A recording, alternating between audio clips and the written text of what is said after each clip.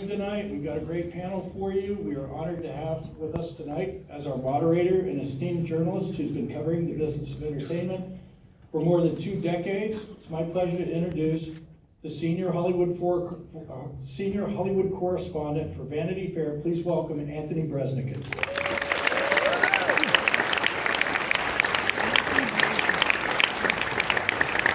Good evening, everyone. It's so fun to watch a show in a theater with a big audience. You know, television usually we watch at home, and maybe we've got, our family or friends with us. But how did you like watching it on the big screen?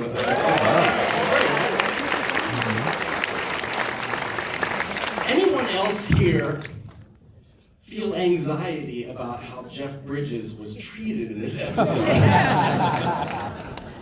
We're going to talk about that tonight. I'm going to begin by introducing executive producer Warren Littlefield.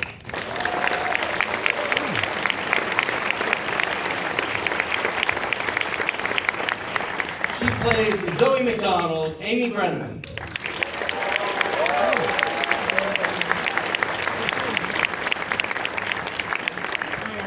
Mr. Harold Harper, John Lithgow.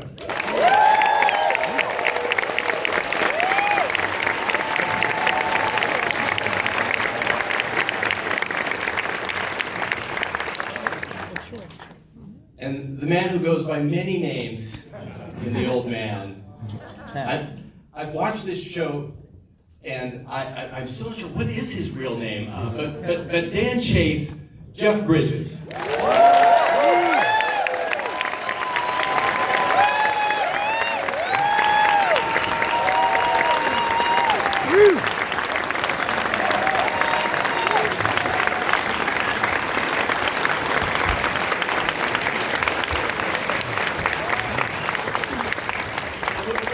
Great guests here on the panel, but it is an incomplete panel tonight due to some of the business circumstances in the industry right now. Warren, do you want to talk about who's not here? Yeah, first of all, we would never be up here with you looking at and celebrating The Old Man without our writers and producing partners.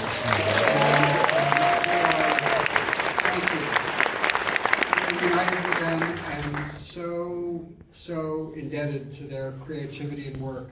In particular, John Steinberg, creator, executive producer, Dan Schatz, writer, executive producer. They are the glue that gets everybody on stage each and every day and really get the bow for the product that we put on the air. So we salute them. We look forward to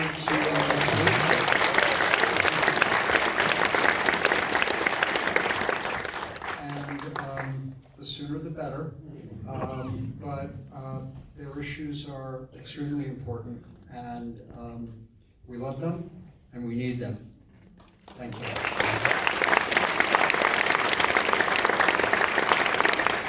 So, as you may have heard in the introduction, I know the difference between fantasy and reality. I know you have stunt coordinators, stunt people helping you. I think it's a testament to The Old Man that as I was watching this, I kept thinking, Jeff Bridges must be protected at all costs, and they're beating the shit out of him. Tell me about shooting these scenes and where you came in and where you came out. I'm not going to tell you that. That's like the magic trick, They're going to tell how the rabbit just pulled out of the hat. No, it's brilliant. But I got to say, doing those fights, fight scenes in movies, that's something that's really fun for me. And it's like, you're working out, it's like working out a dance routine. And we have Tim Connolly, who is our stunt coordinator, and Tommy DuPont, who's my stunt guy. I've worked with in several films. And to work with those guys, especially Tim, I'm thinking the way he choreographed these fights, it's very similar to what we hope to achieve in acting, to make it seem real, and so there's very few cuts, and it takes it's wild to pull that That really is a magic. It's a lot of fun. Looking at it now, those fight scenes. I say, Jeff, when you were getting punched in the stomach like that, you had a 9x12 tumor in your stomach, man. And we had to shut down, right in the middle of that season for me to deal with that. But anyway, I don't know why I mentioned that. How are you today? Since you're Good. Oh, I'm good. Good.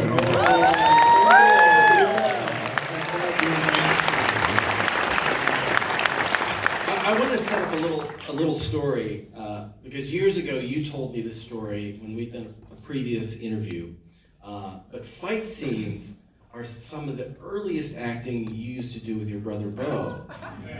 And you were musicians, but tell the story about using a fight scene to get attention for at the Malibu market. There's many fight scenes with my brother come to mind. You're talking about, this was Bo's idea. He's my older brother. He's about 8 years older than I am. And I worshiped him. He was my, acting teacher and so much more.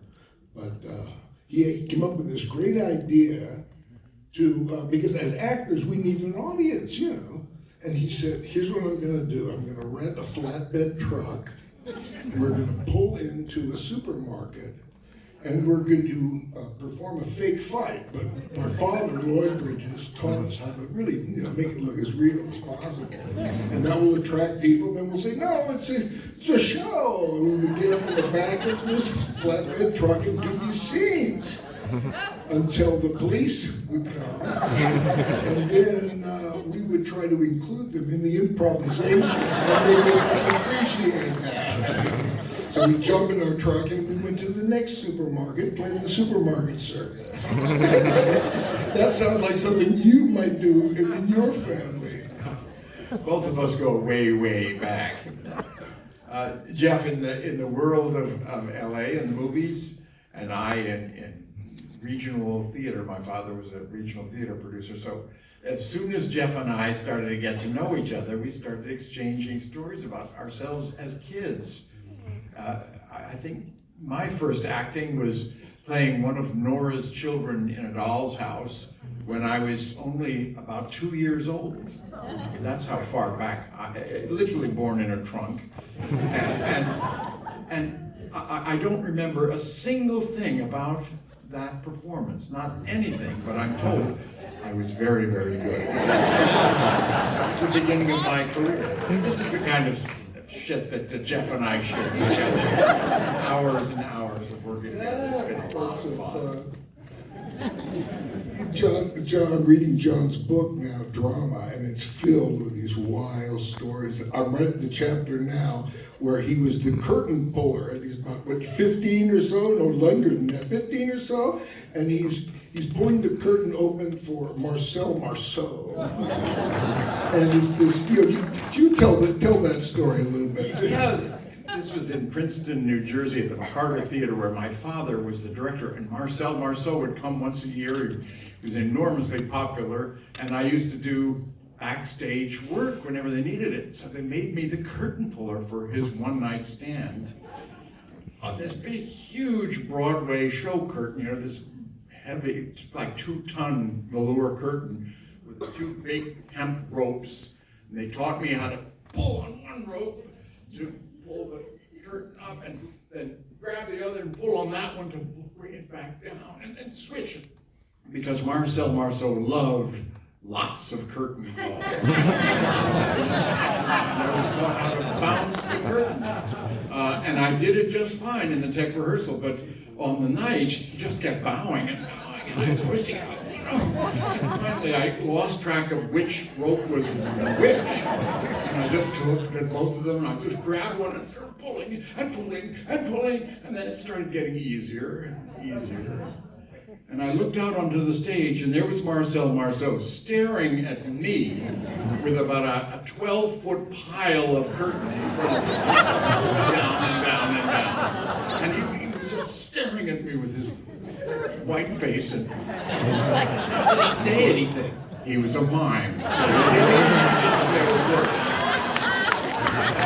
Now that's the last thing I'm going to say. I've taken too much of the time. My Marcel Marceau.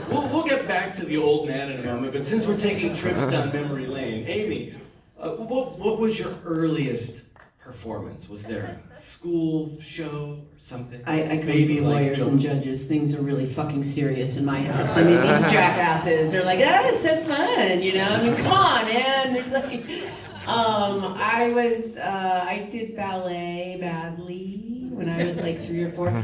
I do remember we had a wonderful woman who, you know, is just one of the people in your life that show you the way forward, and her name was Chris, and she ran this youth theater thing in my town, and I was cast as chorus member, you know, townsperson 276.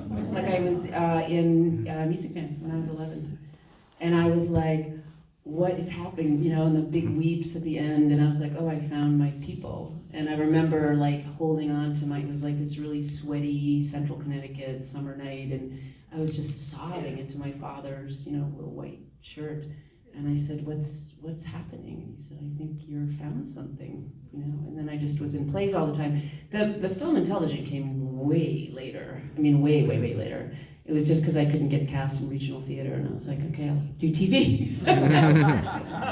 You were kind of a legend. I know you and a lot of your classmates from college, Right. the Cornerstone Theater Company, just going out into the hinterlands and performing everywhere. Right, we Community started a engagement. site-specific, community-based theater, and we do plays about social justice. So that was my life. I mean, that's all I wanted to do. And most of the time, honestly, I wasn't even cast as a human. I was like, I played gas, but we loved the Worcester group, so I was like, you know, I played time or a gas pump. Every once in a while I would actually play, I was very good as the gas pump in The Winter's Tale. I don't know if you've read The Winter's Tale or if you realize there's a gas pump, but anyway, it was all whacked out theater.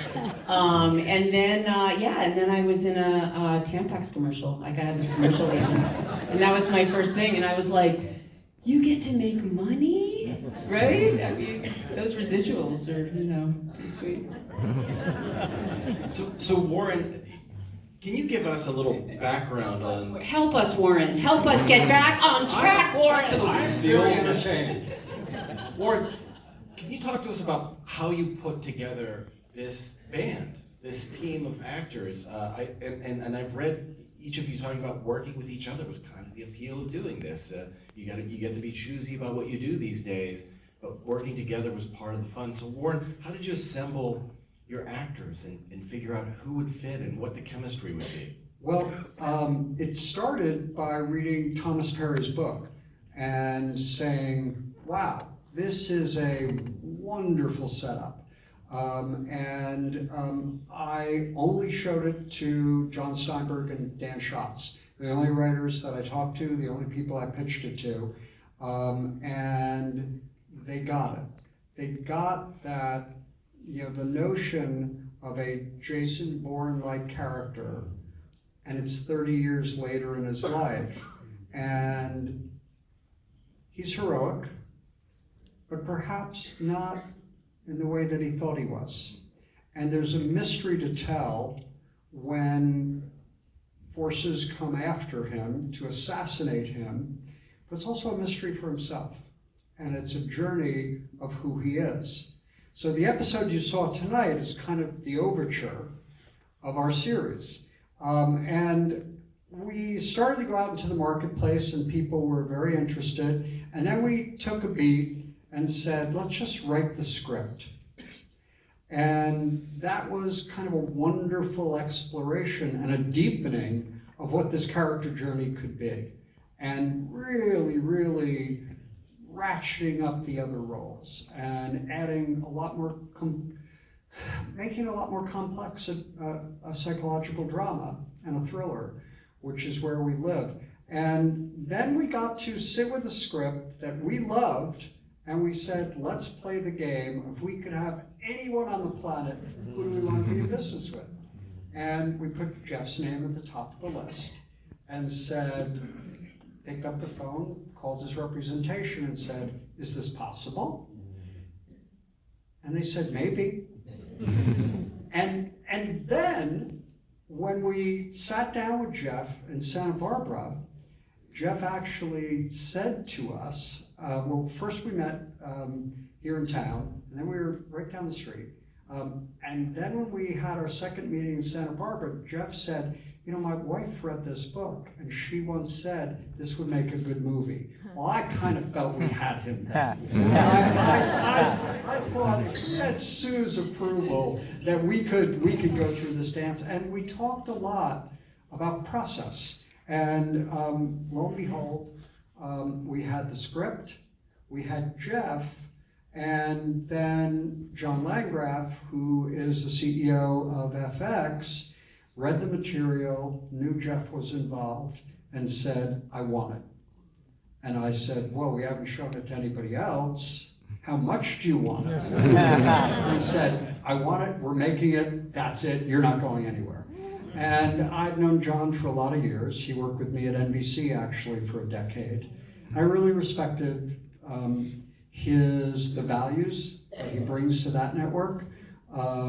Nick Grad also was jumping up and down and screaming for it. So we thought we were in very good hands. I also do Fargo with them.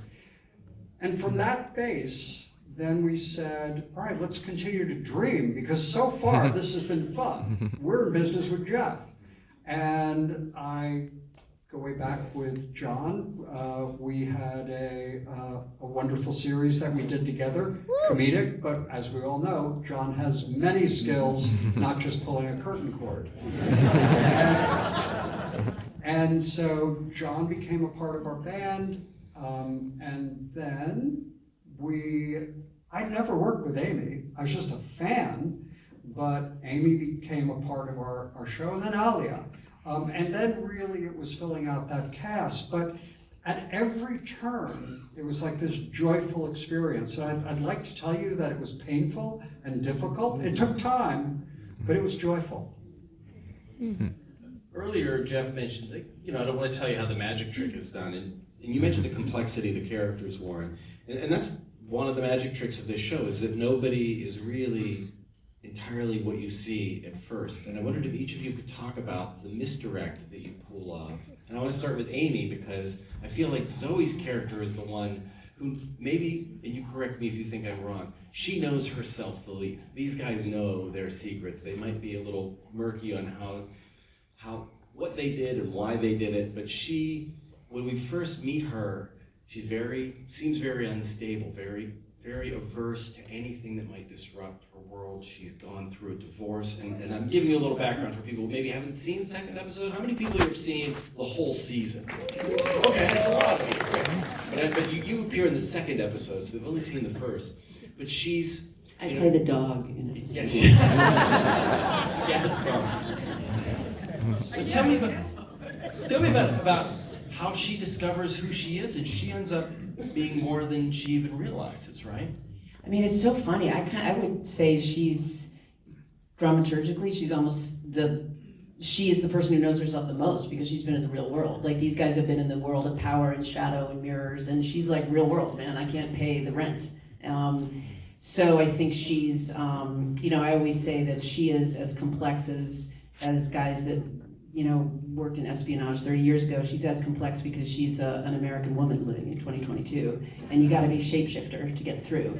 And I think that's what she, and when they have a date, and she's just talking about her everyday experience, and she also has that beautifully written moment in the date where she has this, most people are very attached to their stories. Most civilians are very attached to their story. I was divorced and I've been wronged, and she had that weird ability to go like, well, or I could see it another way. And that's what these guys do, and she just does it naturally. I do think that she is, and I remember like the read through at that really cool place downtown. Oh yeah.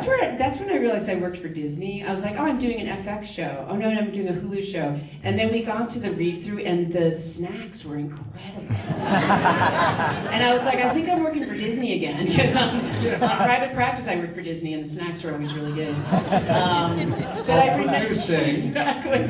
Thank you. But I remember feeling, and again, I knew this from the page, that the rhythm, every single other person in the story is involved with that story and has been sometimes for decades, and she is literally the outsider. And she's like, I don't know what y'all are thinking, but you're crazy, you know? She has this outsider point of view that I thought that was my one job. I continue to think that, is just to not get sucked into the world until she does. But she really is quite the outsider, but sees things very clearly and fearlessly because of what she's been through. She's got nothing else to lose. And John, when we first meet Harold Harper, you have this beautiful moment where he's playing with his grandson, and then his grandson brings up the loss that their family has experienced, and then we see him crying alone in the bathroom. And he's such a strong character, and even if he doesn't feel strong, he fronts to his colleagues in his field, in his industry. He has to look strong at all times. But that moment where we get to see him cry felt so meaningful. I felt without that, I might have had less sympathy for him going forward. Can you talk about that moment and why it was so meaningful? I'd actually rather you just keep talking. Keep talking. It's sounding wonderful to me. Actually, I have to say that those first pages of the script, when it was sent to me, that's what got me right away. The fact that this man had an overwhelming backstory that you're introduced to right away, and you saw it all tonight. Having lost his son and his daughter-in-law in a horrifying car accident only 3 weeks before this story started. And he and his wife in their old age suddenly have got to take care of this 5-year-old child. He's a man in agony, not knowing how he's going to deal with this in his old age. And he gets a phone call that yanks him back to a crisis from 30 years before, which he's going to have to deal with right now. Now, you read that in the first 5 or 6 pages of a script, you can see why it set the hook. And sure enough, I mean, I was very frustrated with I kept on saying to John Steinberg, you're forgetting what I'm dealing with here. I've got like 5 emotional balls in the air, and you've just thrown me a 6th and a 7th and an 8th. This is impossible. This character can't handle all this. Well, John would simply smile, because that's exactly what he intended. And you see a man who has been a CIA officer and an FBI officer in his long career. He has been in the business of suppressing his emotions, masking his emotions, pretending to have other emotions. And suddenly he's having to deal with one set of problems when in his mind he's dealing with these others that none of us could handle.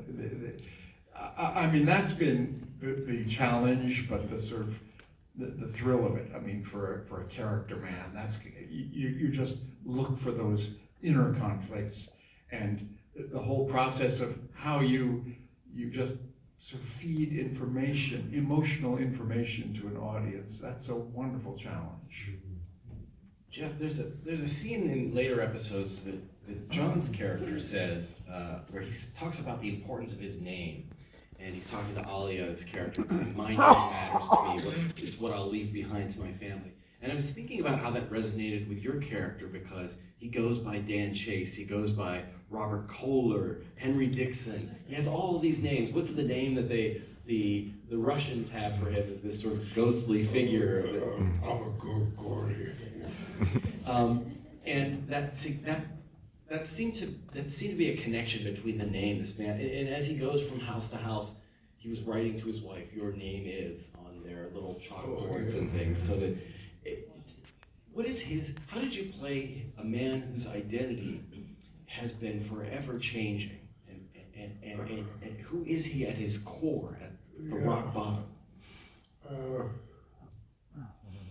Casting, and I might have said this already, because I just did some interviews out there, and I'm not, so please forgive me if I'm rude. But casting is everything, not only the actors, but for instance, casting our technical advisor, Christopher Huddleston, whenever you get a technical guy, you know, a real guy on the set, I mean, that's invaluable, you know.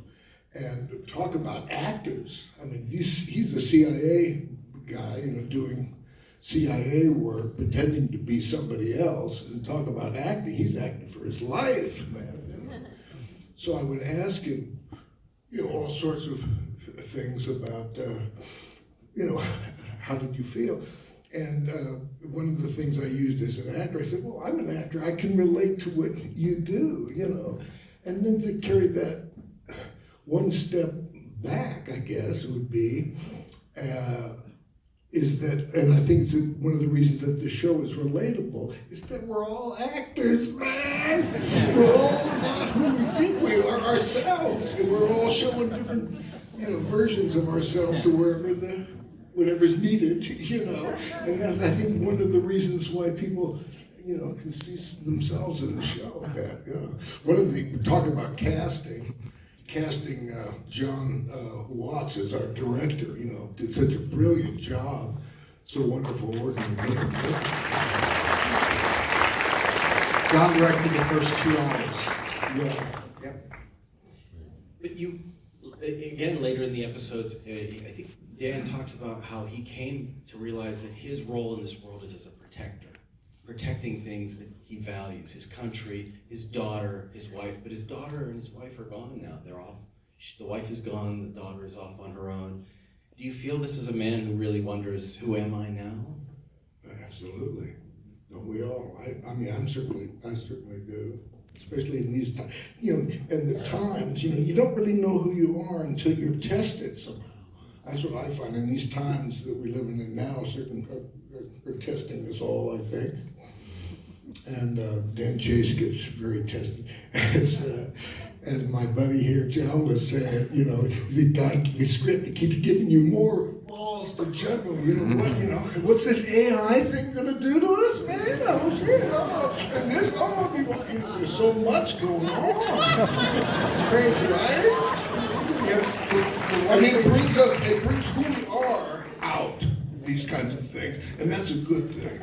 But I always think that this is also this really delicious and not pedantic, but it's an examination of the limits of this kind of machismo. You know, it's like Rambo, you know, 30 years later, because in the story, you know, whether it's the daughter or me going like, I think there's another way, man. It's, you know, you can't just muscle. There's this muscularity and I gotta protect. It's like, who are you protecting? I can protect myself, you know? So it's this conversation of kind of what I see as sort of the feminine principle coming up, which is connection, you know, and relatability and relations and cooperation. And it's stuff that Dan Chase doesn't know about, you know? But it's like from that, you know, when you're gonna bully that guy, Bo's son, that's how I think of that scene. And I say, I'm gonna do it and let me do it. Let me do it. Yeah, Jordan Bridges. There's just constant bridges. There's just constantly bridges around me. But I think, Jeff, the other thing I would jump in and say is that Dan Chase, when he's first presented to us, he's absolutely heroic. We feel that we're behind him. And by the way, it's Jeff, so the audience is falling in love. But then what we also realize is this is a man who's very prone to violence. And as our story unfolds, he realizes he's not quite the hero that he thought he was. And that's all new for him.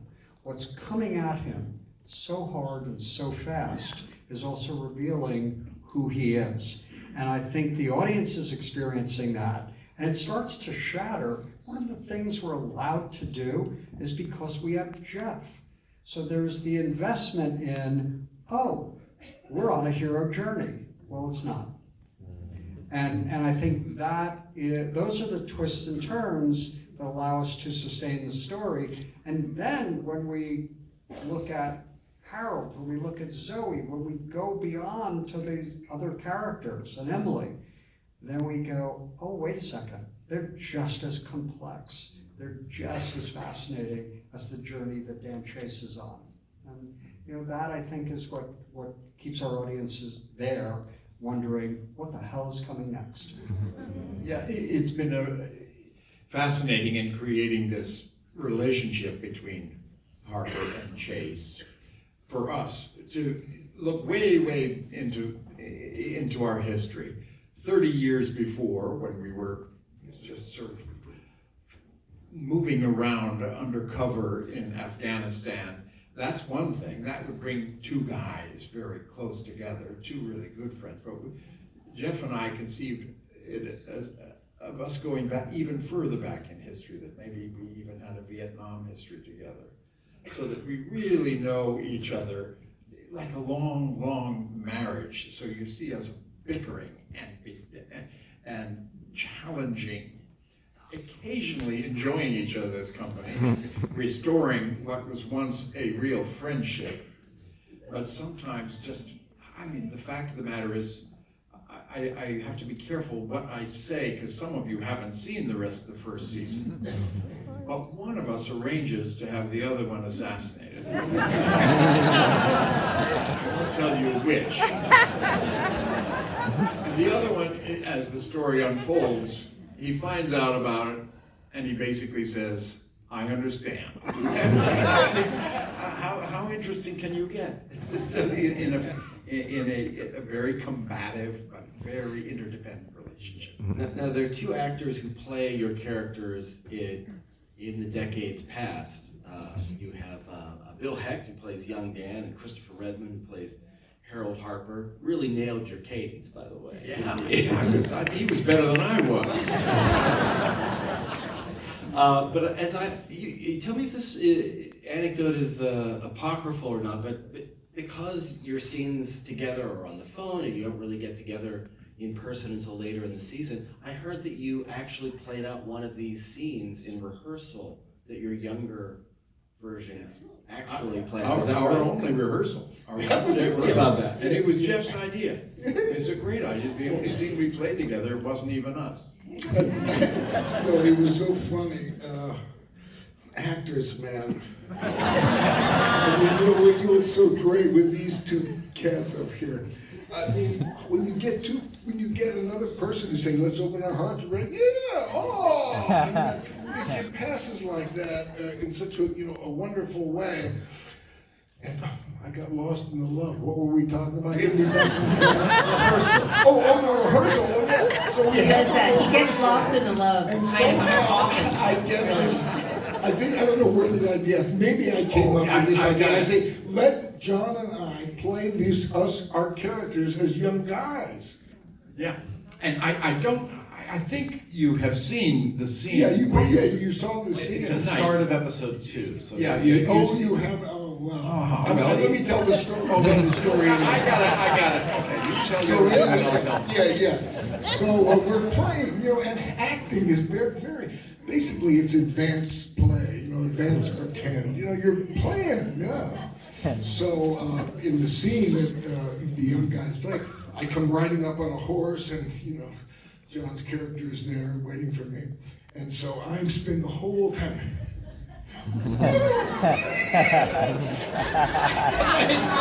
Played the horse too. You did horse acting. They say, what the hell is happening? It was fantastic, and he came riding up like across the entire sound I stage. said, am I going too fast? I was looking at him like, what the fuck is this? But I was crazy about this. It was like a theater exercise from 1972. We were all nuts. Every day we feel like doing episodes of The Odd Couple. We immediately thought, this is going to work out just fine. Yeah, we were playing, man. We just played. We never got to play that scene, the young kids did. Did they ever see it, you think? No. No. Huh? Did you shoot the rehearsal? Oh, it was shot, yeah. Yeah, somewhere it exists, right? You gotta see that. It does exist. I haven't.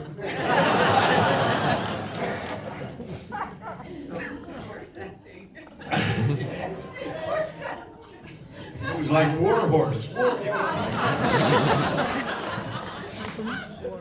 I wondered if you could can talk about a few other of your co-stars. Alia Shokat plays a character who also has a pretty complicated backstory. I don't know how much we want to say for the people who don't know, right? We have to be very careful, except that she is just wonderful. Raise your hands if you know, if you've seen Alia Shawkat. She's just one of our great young actresses. We are so lucky to have her. I'm not going to say another word because too much is revealed by the story. Quite a few scenes with her, so tell us about her as an actor rather than the character. She's just incredibly responsive. She's right there, and she's very fierce and bold as an actress, but she has this amazing emotional life. I mean, the tears just spring from her eyes when she plays grief. She's really remarkable, and we've done a lot of these panels. She's quite reticent about doing press. She likes to act. She doesn't like to talk about it. But she's a real. We have to brag about her and praise her in her absence because she really is our secret weapon. We also get to see Joel Grey in the show. So tell us about how you cast him as Morgan. Well, as we started to think about who is like the power behind the power, let's ratchet it up to the man who is pulling levers. And you know, Joel is now, in real life, 90, and he's not a big commanding presence. So it's kind of casting against what you would think was this powerful power broker in the military and in armed services and in CIA. Who would that be? And we kind of just undercut all the expectations and said, it's Joel Grey. And he wonderfully has all that power that just comes right from here. And the party continues when we have a day where Joel is at work with us. And it's you know, to watch everyone work together. There's so much giving. There's so much play. By the way, some of the directors finally go, "Excuse me, I think we have to actually shoot some material now because this has been a lot of playtime." But everyone gets so engaged in the process of working together. And then the material just really naturally, I think, springs from that. And these actors put that chemistry, put that DNA onto our set. And I think we're just carrying it forward. And Joel was a wonderful piece of that, where we said, that's so unexpected that he would be in that role. That's who we want. And he was the only one we went to. So to close things out, I want to talk about two other co-stars who have a very striking presence in the old man, and that's the dogs. I guess they're animal actors, and I don't know how many of them there were, but they are intimidating, but I also care deeply about them, and I'm worried about where they are at that dog hotel. But who has a good dog story? What is it like working with them?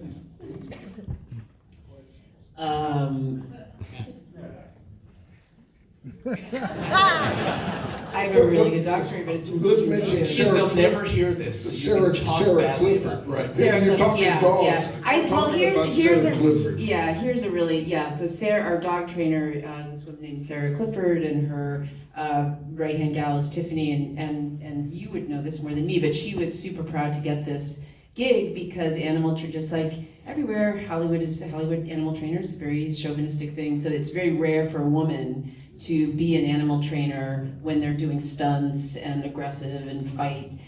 And they are just she's so loving with these animals, and they're just like this beautiful tribe. And it's another delicious thing about working on this show, where it's like, the sets can be confining or whatever, and you go out to have a breath of fresh air, and there are these beautiful creatures that you just touch and love. Well, okay, I do have a story from season 1.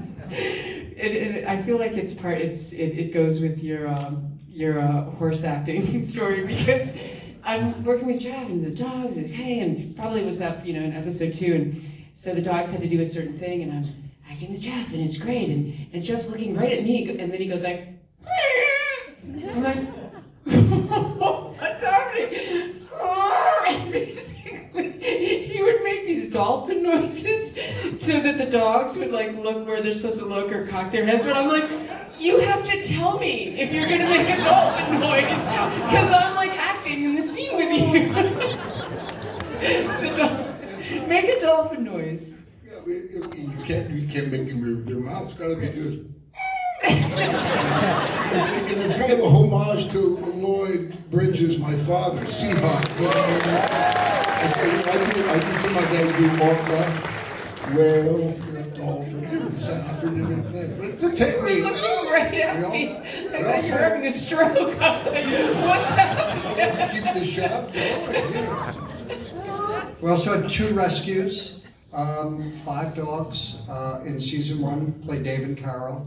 A rescue from Eastern Europe, a rescue from Atlanta, and we have this year we have Freda, a new pup Fury. who Yes. particularly fell in love with Jeff, and Sarah's like, Jeff, we're at school now. Yeah, but I was kind of hurt because we had this scene. It was the first time working with this new dog who I just loved. It was great, and the dog went right by me and just started.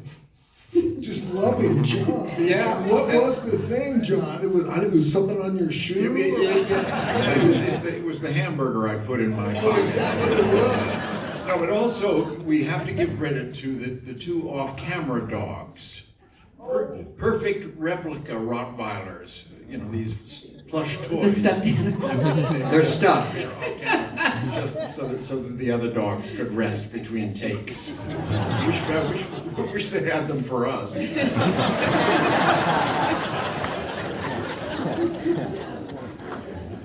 I wonder if Sarah does when she's working with the dogs, you know. This has been really wonderful. Thank you for joining us. Thank you.